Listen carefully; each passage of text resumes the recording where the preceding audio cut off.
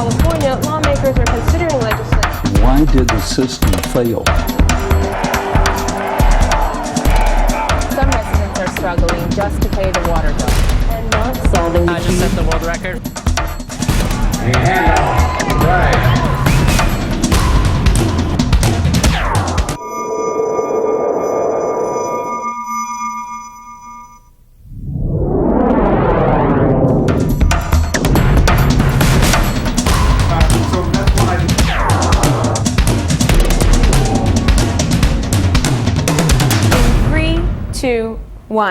Welcome to CNS News from the Graduate School of Journalism at UC Berkeley.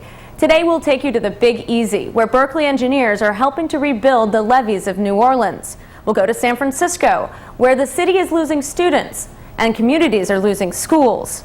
And we'll go to the Sundance Film Festival to talk to Park City locals about what they think of the annual Hollywood invasion.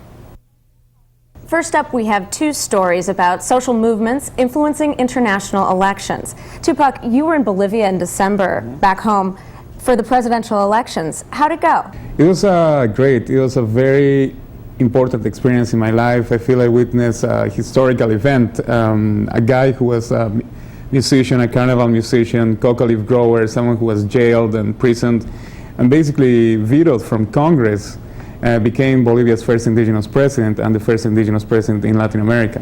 And there was another major election abroad that brought a new party to power in Palestine. What's the local reaction like around here? Well, you know, it was really surprising. A lot of people I talked to in the Bay Area were really hopeful about Hamas's rise to power, even though they have been called an Islamic terrorist organization by the Bush administration and the Israeli government.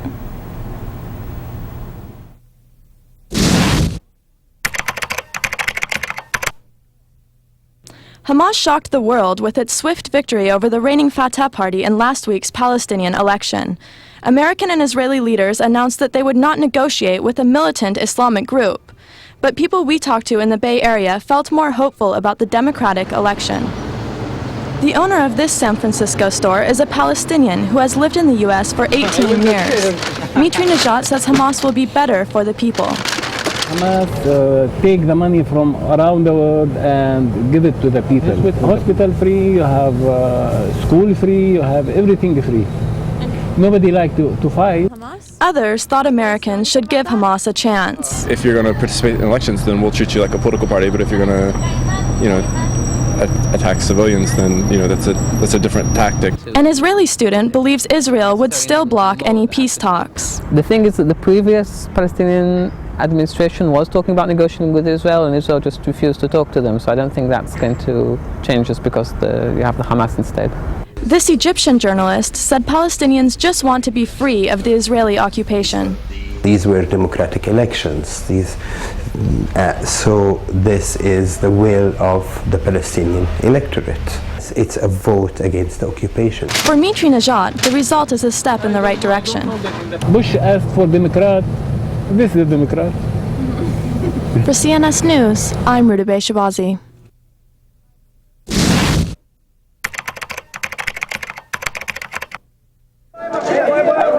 The historic election of Evo Morales in Bolivia last December triggered a national celebration throughout the poorest country in South America. Morales is South America's first indigenous president.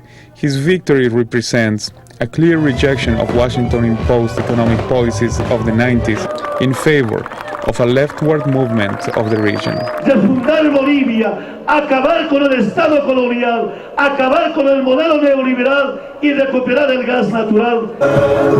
Morales, a former coca leaf farmer, is not shy about his ideology and roots. Este instrumento político por la soberanía de los pueblos, legalmente llamado el movimiento al socialismo, nace por la defensa de esta hoja de coca.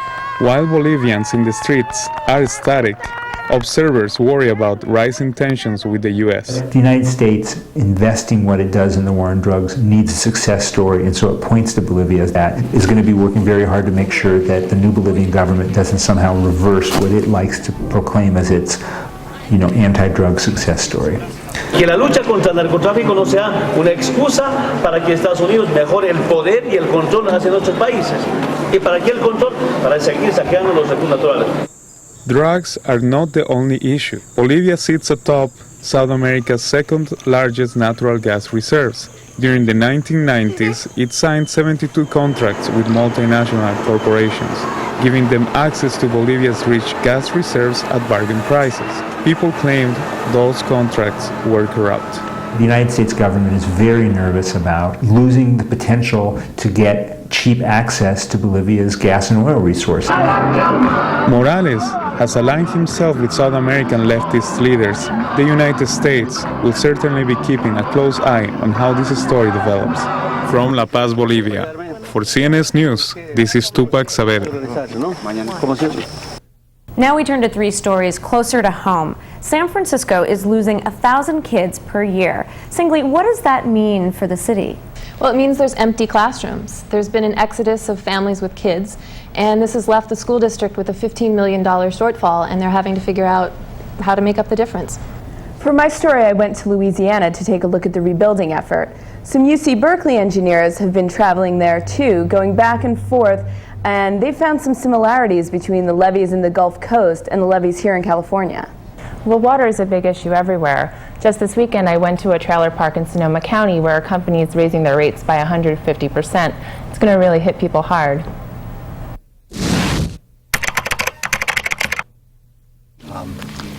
Jack Miller owns Little Bighorn Trailer Park in Guerneville. His parents opened the park in the mid-60s as a spot for summer vacationers. Now, it's the only option for low-income people in the area. The park is full, as you can see, full of people living in travel trailers because they can't afford anything else. Residents of Little Bighorn say the monthly rent of about $400 per month is cheaper than other neighboring parks.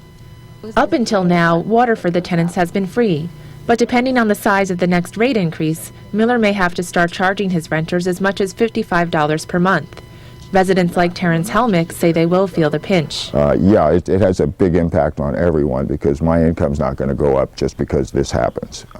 Helmick has cancer. He and his wife pay for his costly medicine and treatments from their fixed income.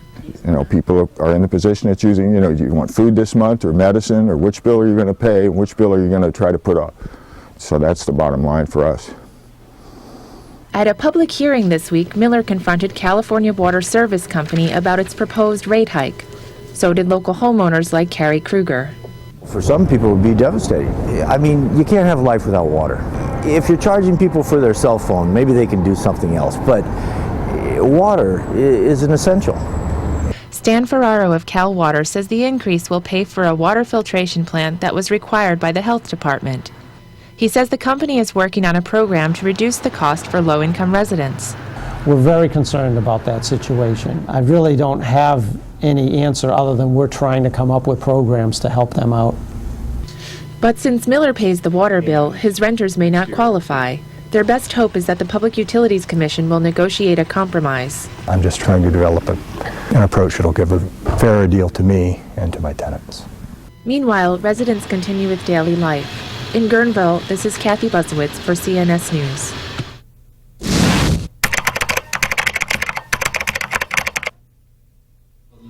Bob B. has spent his entire life working to prevent disasters like the flooding that came with Hurricane Katrina. Now an engineering professor at UC Berkeley, he's taking the levee failures in New Orleans personally. I am to blame. And every person that I've talked to are to blame because we turned our back on something that we knew was going to happen, and we got what we paid for. Since the storm hit, B has been shuttling between the Bay Area and New Orleans. He knows that in the Big Easy, many lives are still in limbo. Native Roselle Unger says rebuilding will take time.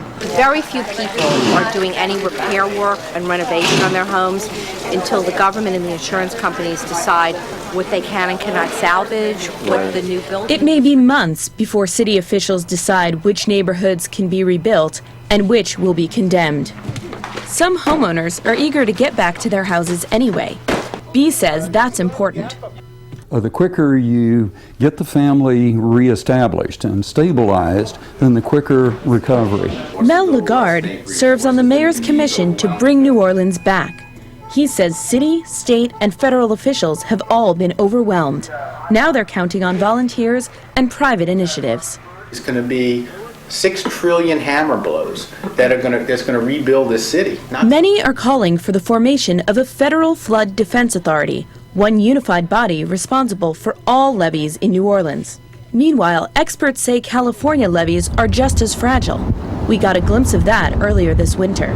What they have in common is weak foundation. New Orleans beat the Sacramento River Delta to the catastrophe. But for now, it's the disaster that happened, not the one ahead, that occupies Bee's time. This is Joelle Jaffe for CNS News. San Francisco has fewer school-aged kids than any other major city its size. Parents like Clarice Ruffin say the problem is economics. It's so expensive. People cannot live comfortable. They're struggling. So they're moving out and relocating to other areas. Hercules, Antioch. The farther you go out, the cheaper it is. With a median house price of $700,000, San Francisco is pricing low and middle-income families out of the city.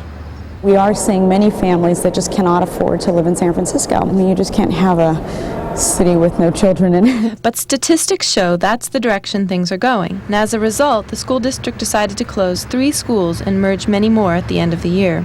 Parents, teachers, and activists said that the board was acting too fast and that minority neighborhoods would bear the brunt of the closures. How many of you live in District 5? Anybody here live in District 5? Anybody? Anybody raise your hand? Anybody in District 5? Critics say decisions were made without considering the profound impact of taking a public school out of a neighborhood. Are you going to come back to the school in August to do first grade? No. How do you feel about that?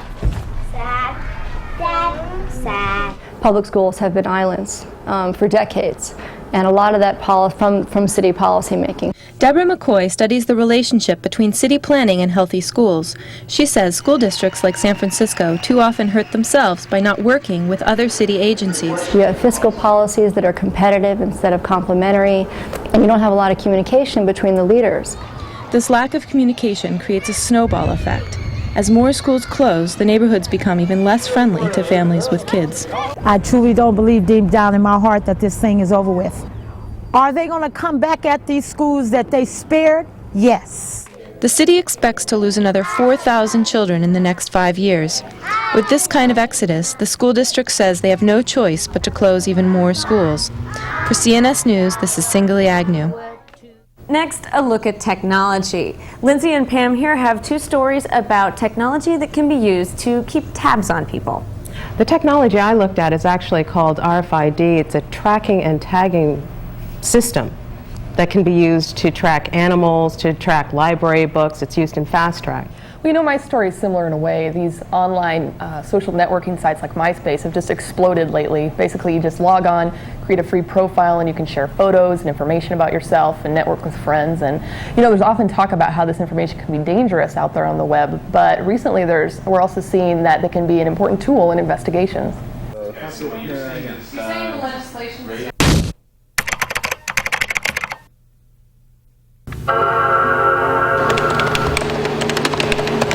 That's the sound of millions of people socializing.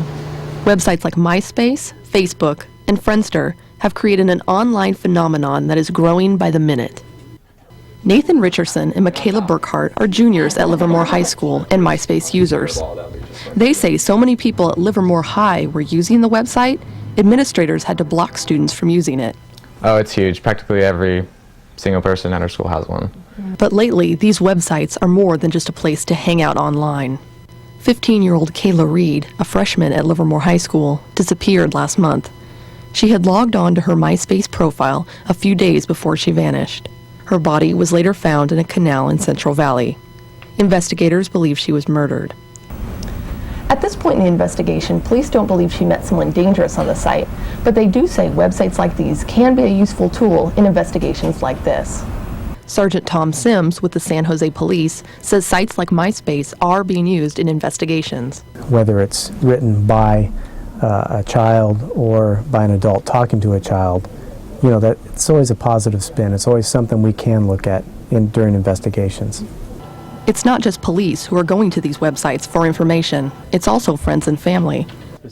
But Sim says even if these sites do help generate a lead in a case, first and foremost, they can be dangerous for teenagers. You get inundated with so many messages from people, and you begin chit-chatting with them, they no longer become a stranger. And for kids, that danger factor isn't there because they're in their own home. MySpace started in 2003 and now has more than 47 million members. Sim says he thinks it can only get bigger. Nathan and Michaela, however, don't know how long the trend will last. It's a fad. I don't know how long it'll carry on, but I'm sure it'll die someday. Something better will come out. Until then, these online databases of millions of personalities are out there for anyone to access. For CNS News, I'm Lindsay Gill.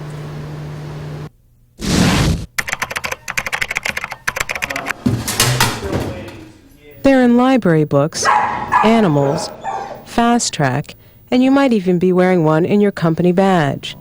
They are radio frequency identification devices, also known as RFIDs. It's a tiny radio transmitter that sends information to a scanner. In Berkeley, the technology is already in wide use.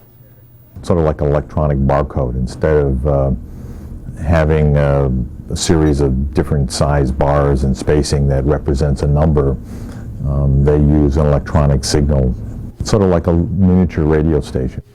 A radio signal that ranchers can use to keep track of cattle, and Berkeley's animal shelter uses to reunite lost pets with their owners. It's actually an injection that's inserted as a microchip that's inserted under the skin by injection, just above the shoulders.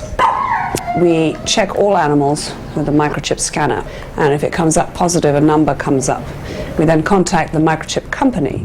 RFID chips have proved so efficient that they are becoming more widespread. The U.S. State Department plans to issue passports embedded with an RFID chip later this year.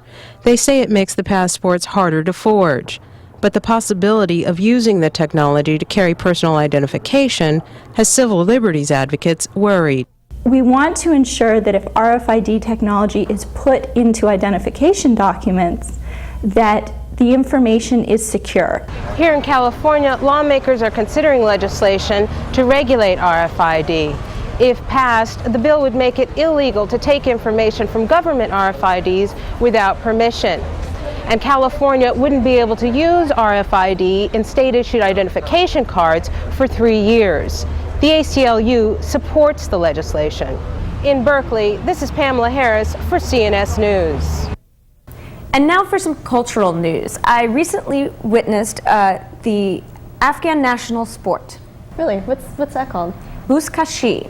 And it's sort of like rugby, and it's sort of like polo, and it's a lot like the American rodeo. You know, I think I might have seen something like that before. It's possible because it was in a movie, Rambo 3, with Sylvester Stallone. I think maybe I did. Can I have a cookie? Yeah, sure, go ahead. I got these from this fortune cookie factory in Chinatown. You know, there's still this really big debate over who gets to claim these, the Chinese or the Japanese. No one really knows.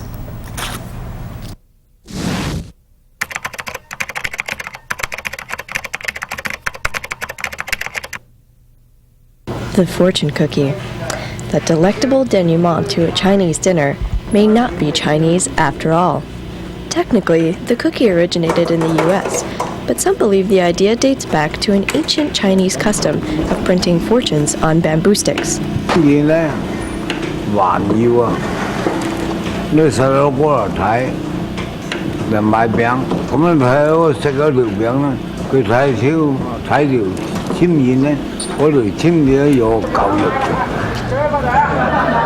Tucked away in a cramped alleyway in San Francisco's Chinatown, the Golden Gate Fortune Cookie Factory has been churning out 100,000 hand-folded cookies a day since 1962.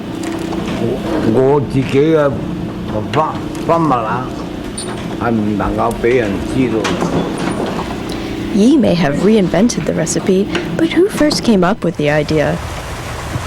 A group of Japanese-American business owners recently rekindled this old debate when they tried to oust Chinese products from Golden Gate Park's Japanese tea garden. Chinese jasmine tea must go, they said, but the fortune cookie should stay. After all, they believe the garden is where the cookie first began. And Makoto Hagiwara ran the tea house, and he also maintained the garden and lived in the garden. And part of his tea service came up with the idea of putting a little fortune in a cookie. Even though Hagiwara brought his treats to the World's Fair in San Francisco, he's not the only one to have laid claim to inventing the fortune cookie. Some believe that David Zheng, a Chinese immigrant living in Los Angeles around the turn of the century, may be the cookie's true inventor. No matter who was the mastermind behind the fortune cookie, neither Yi nor the garden have any plans of giving it up. For CNS News, this is Catriona Stewart.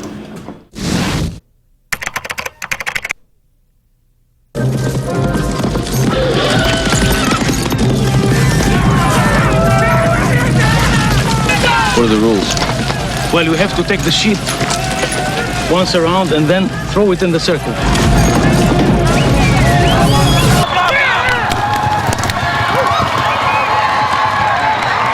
Mike Miles, this is my horse Renegade. I'm on the red team, number 29. We're gonna kick butt today, that's for sure.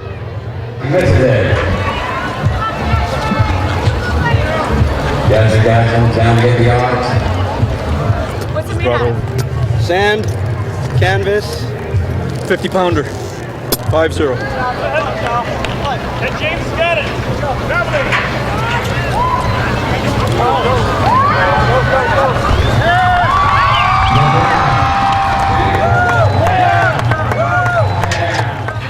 I heard so much about it, and that's why I'm like, I can't wait to see it. The older generation, they've seen this game in Afghanistan, and I would like to introduce that to a new youngster of Afghans. 15 minutes back. So we'll be, so 145. 145. Watched it once, got hooked, started playing it, and been practicing twice a week now for the last several months. It's like an X game.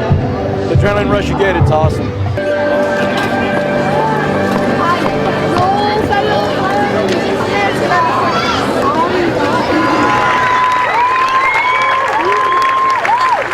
I want to see this game in every city of the United States that plays by all cowboys and athletes. Want to pet the horse? Yeah. Easy, easy, easy.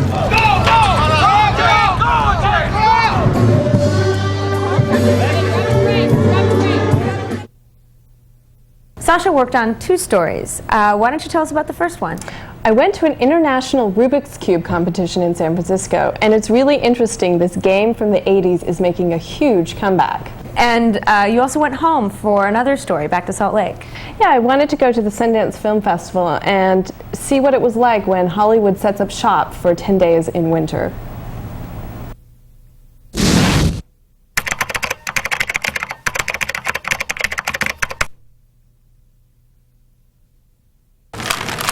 Just like leg warmers, blue eyeshadow, and other 80s trends, the Rubik's Cube is back.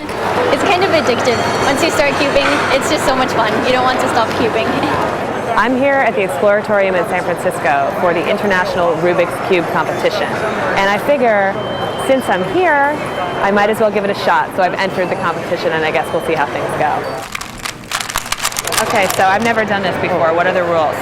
You get 15 seconds to inspect the cube, and then once it's down, you put your hands on the timer when you're ready, and to stop the timer, you place your hands back down. Okay. So whatever you're doing.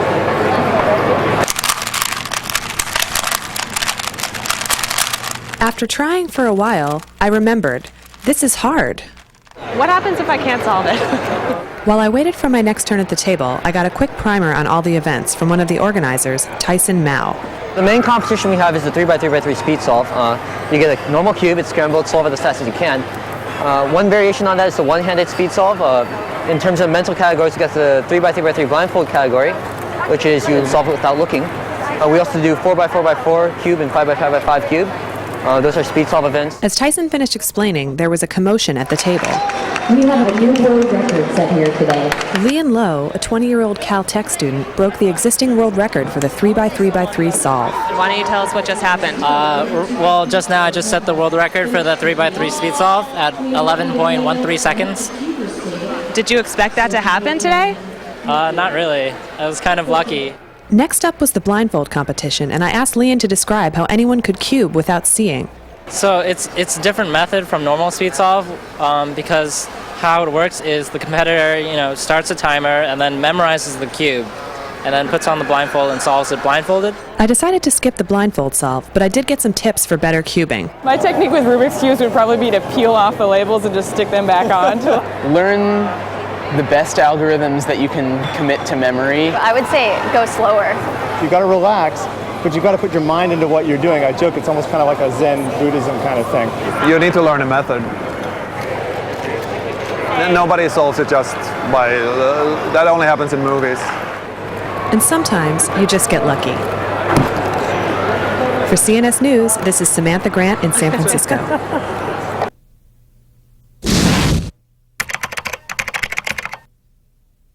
Park City, Utah is a mountain resort town for most of the year, but for 10 days in January, it becomes home of the Sundance Film Festival. The cinematic extravaganza reels in more than $30 million, but comes at a price for the locals. When the festival comes to town, it's usually the comment of the circuses in town. Jason and his family have run this lodge for 4 decades. He doesn't understand the hype. For the locals, getting around can be annoying. There's a lot of people out there. I didn't even recognize Main Street. I thought I was lost there for a little bit. Producers, directors, and film buffs aren't the usual crowd here, so the locals give the new guys in town a nickname. People in black. And, we usually see a lot of pibs, on phones.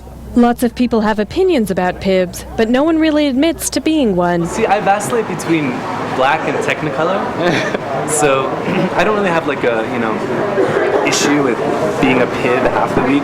And apparently these guys on the celluloid scene were too VIP to know what PIB meant. Never heard of this, you never heard of it. We sell in movies, but never in black. Yeah, we sell nude. Dress in black in LA. Yeah. We sell our movies naked. People in black. It's naked sales. Come on, now be nice. Clothed or not, Sundance goers aren't dressing up just to see the movies. Nah, they're here to see the movie stars. I think I'm just, hoping to see some stars and maybe sleep with them.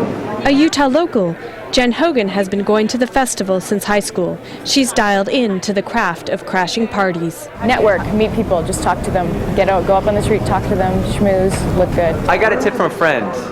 Walk in with an air of privilege. Still, Sundance couldn't seduce one local to brave the cold and the crowds. No, I won't go outside. It's a time of year where attitude trumps altitude in Park City, Utah. For CNS News, I'm Sasha Woodruff reporting. Thanks for joining us. On the next edition of CNS News, we'll be talking about religion, faith, and beliefs. See you next week. See you in 2 weeks. Okay, that's not a bad ending right there. I like it.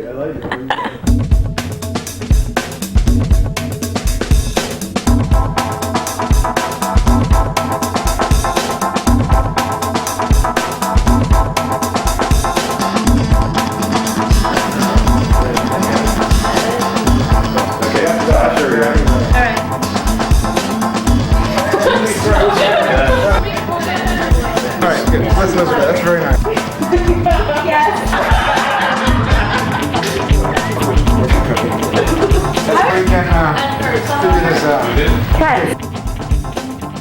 can finish there. Good. Okay. So that's your end. Time? 9:50.